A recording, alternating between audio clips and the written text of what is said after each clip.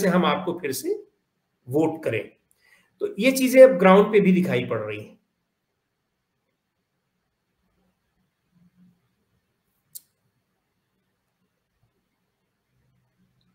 अरुण जी के पास आता हूँ। इस बीच आलोक जी भी हमारे साथ जुड़ गए हैं। आलोक जी, स्वागत है आपका। अरुण जी, हम भी पहले अंडर करंट पढ़ नहीं पा रहे थे।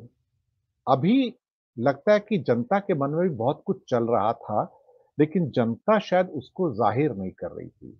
अभी नांदुरबार के अंदर एक मोदी जी सभा में कह रहे थे कि मैं किसी को भी जब तक जिंदा हूं ओबीसी एससी एसटी में किसी मुसलमान को आरक्षण नहीं देने दूंगा। लेकिन ये बात वो आंध्र प्रदेश में जाकर नहीं कहते, क्योंकि इसी मुद्दे के ऊपर बनी हुई बात आंध्र प्रदेश में बिगड़ गई। क्योंकि वाईएसआर कांग्रेस जो थे, उन्होंने 4% का जो आरक्षण दिया हुआ मुसलमानों को वहां पर, तो उन्होंने इसको लपक लिया।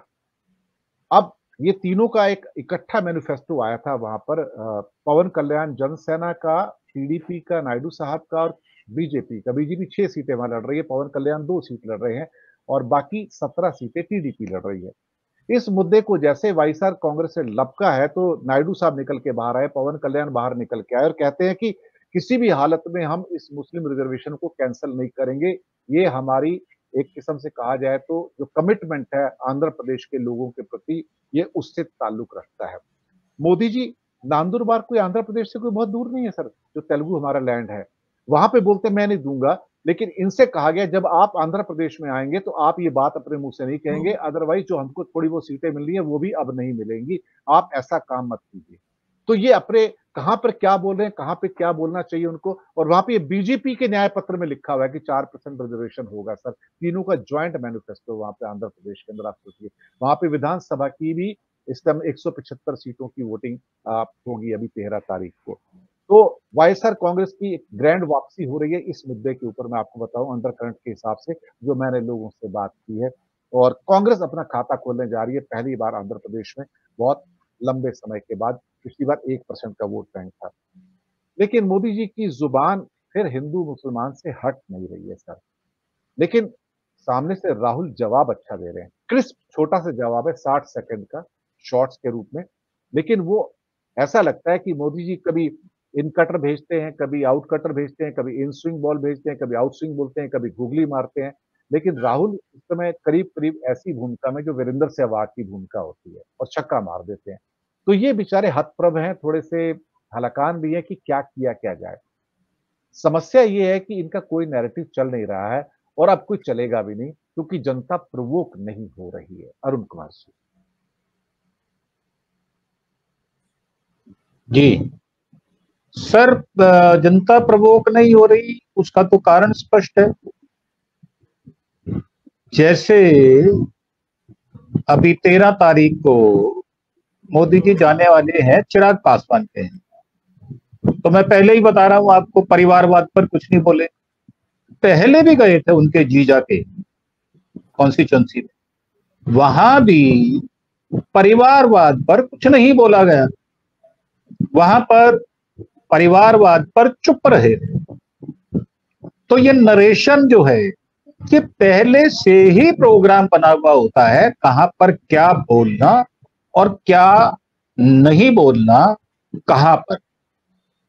उसका कारण है मोदी जी के पास करीब करीब 60 से 100 टीमें हैं जो उनके लिए काम करती हैं, और सारे सरकारी खर्च पर करती हैं। मोदी जी नरेशन गढ़ते हैं। नरेशन क्या गढ़ते हैं? पहले चरण में अभी बताया जैसे मिश्रा साहब ने, दूसरे चरण में क्या किया, तीसरे चरण में क्या किया। अब चौथे चरण के लिए, बल्कि 5वें चरण के लिए भी उसकी भूमिका अभी से बनानी शुरू कर दी। और हर एक चरण का मतदान हर एक राज्य में अलग अलग है, परिस्थितियां अलग हैं, नियम अलग हैं, धरातल अलग है, लोग अलग हैं, बोली अलग है, पहरावा अलग है, परंतु स्वर एक ही है, और वो है मोदी का। कहीं वो जाकर कहते हैं कि मैं तो यहां पिछले जन्म में पैदा हुआ था, और हो सकता है कि मैं अगले जन्म में यहां पैदा हूं।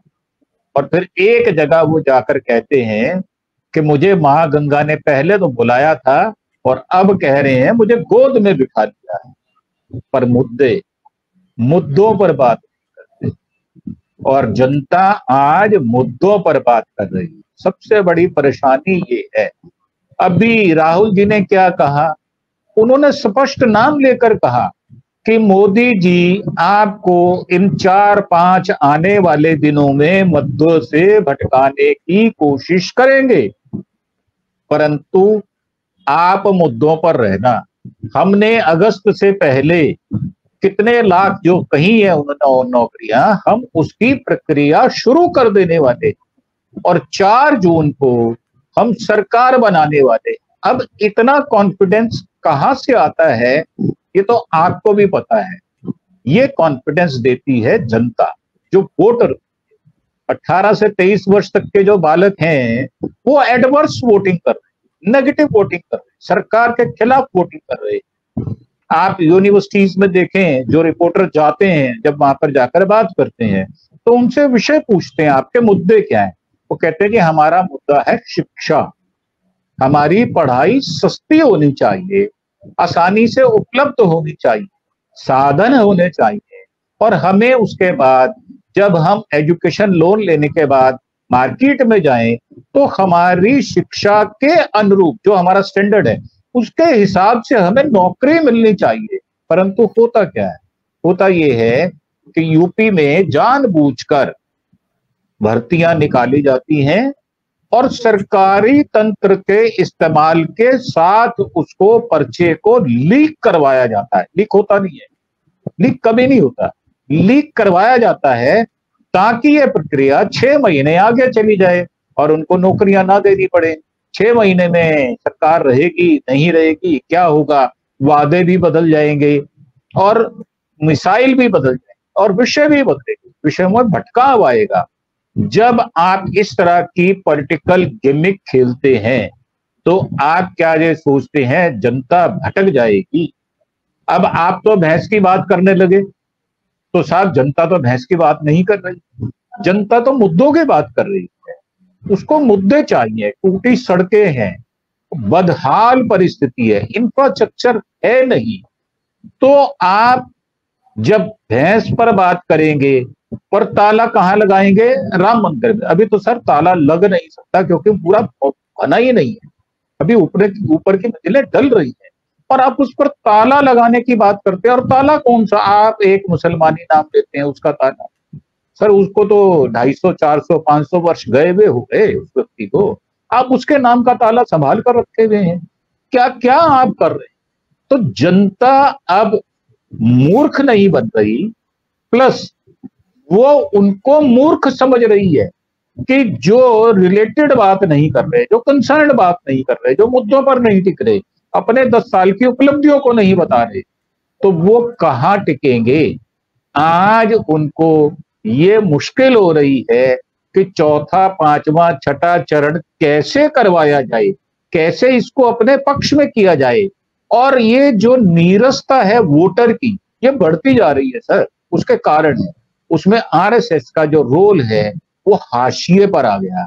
इनके स्वयं के लोग जो हाशिए पर बैठे हुए हैं वो इनको हराने की योजनाएं बना रहे हैं। तो जवाब जनता देगी, जवाब राहुल गांधी नहीं देंगे।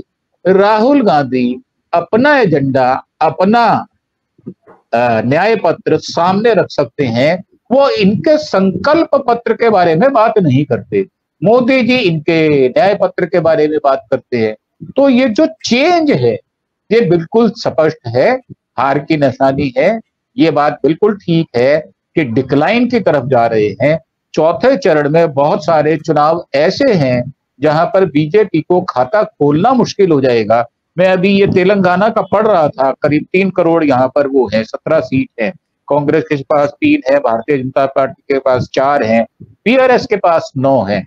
परंतु धरातल पर बीआरएस 1 सीट ले जाए तो बहुत बड़ी बात होगी।